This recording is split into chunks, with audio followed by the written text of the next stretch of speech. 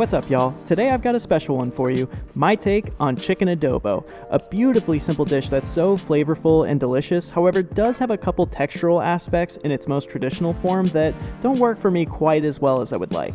I've tried to address those things here, and what I've come up with is something that I think a lot of people would really like, so let me show you how I do it. So first things first, I'm gonna be splitting the work for this recipe into 2 days. There's a lot of reasons for that, but we'll get into it later. For now, the first day of work is gonna be super easy and only requires about 10 minutes of active cooking time. I've got my Dutch oven here, but use any heavy pot with a lid that you have. I'm adding a tablespoon or so of vegetable oil because the first step is going to be to saute some aromatics, the first of which is going to be garlic, and I'm going to use a lot of it. I'm going for about half a head, but you could honestly use more if you wanted to.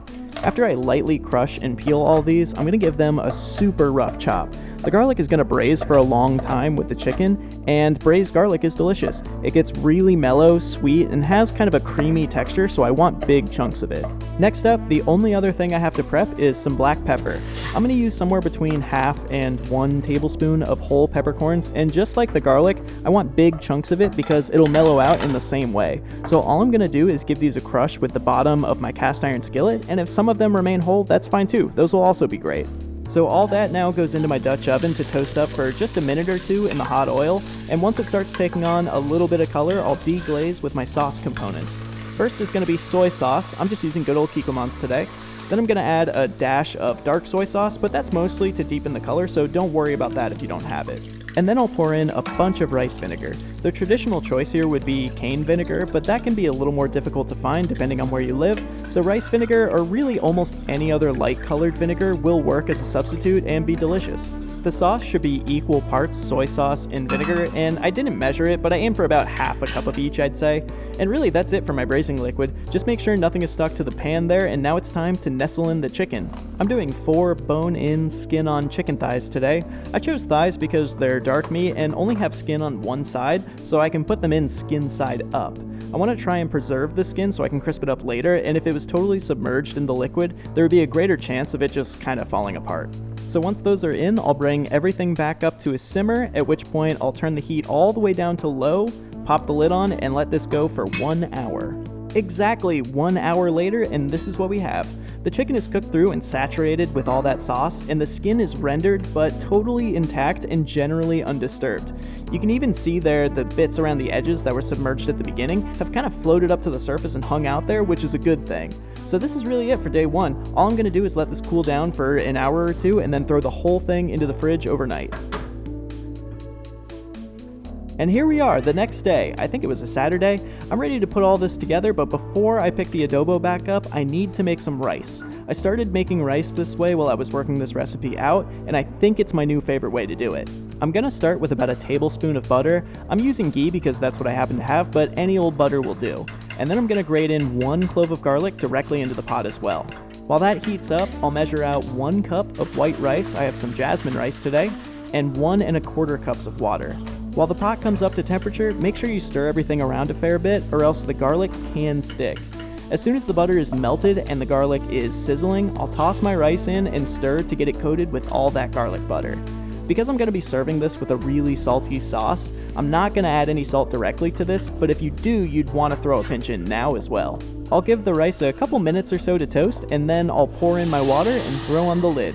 As soon as it comes up to a boil, I'll turn it down to the lowest setting on my stove and let it coast for 15 to 20 minutes or until all the water is absorbed and the rice is done. Okay, now let's do the chicken. Looks great, right? I know, but it will look great, don't worry. First, I'm gonna take the chicken out of the pot and put a couple final touches on the sauce. Make sure as much juice and stuff as possible stays in the pot and not on the chicken. That's gonna be important later. Once I get all the thighs out, I'll take this over to the stove where I'll put it on a medium heat to start warming back up, and then I'll add a couple tablespoons of brown sugar and get that dissolved in there. So while this comes up to a simmer, I'll finish prepping my chicken. One of my issues with traditional chicken adobo is that I don't love the flabby texture of braised chicken skin. This is why I've taken the precautions to protect the skin because I'm gonna fry it to get crispy.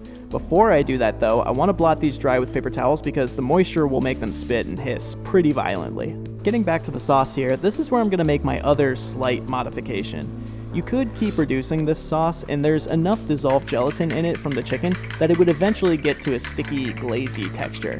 but this is already really salty, and if I took it down that far, it would be a bit too harsh for my tastes. So instead, I'm gonna thicken this up with a little cornstarch, about a tablespoon each of that in water to make a little slurry, and then I'll pour just a little bit of that in at a time, stir it in, and give it a minute to reach its full thickening potential.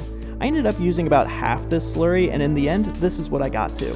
Not super gloppy or anything, but just thick enough to sit on top of a piece of chicken and not totally run out to the bottom of the bowl.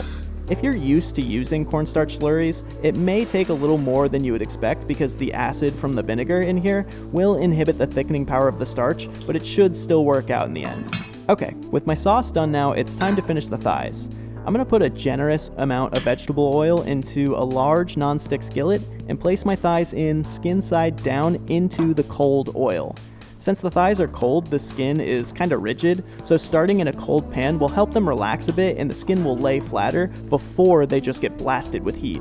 I'll do these over a medium-low type of flame, and once they get going, I'll give them a little press every once in a while just to make sure as much of the skin as possible is under that oil. These took me right around 10 minutes to fry, and in the end, this is what they looked like. A nice mahogany color with some darker, deeper bits around the edges where the skin had more contact with the sauce. I think these look great, so I'll let them drain for a minute or so on some paper towels, and then even after the frying, these are still just lukewarm in the middle, but no problem, I'll just drop them back into my sauce for a couple minutes to finish heating through. Once I'm ready to serve, I'll give my rice a fluff with a fork. It comes out so perfect with this method every time, it might just be the way I cook rice now. A big scoop of that goes into the bowl first, followed by a thigh, and then a healthy shower of green onions that I sliced up. This dish is pretty rich, so it definitely benefits from something fresh and green. And then I'll ladle on a bunch of my sauce, making sure to get some of that garlic and pepper in there. You can see there how the sauce is staying put on top of the chicken, which is exactly what I wanted. And that, my friends, is my take on chicken adobo. Top to bottom, I think this one is a real winner. I could honestly just eat a big bowl of that garlicky, buttery rice, but paired with that intense sauce, succulent chicken, and crispy skin, this one's going to be a mainstay on my home menu for quite some time to come. I really hope you give it a try sometime, and if you do, let me know how it goes. Thanks.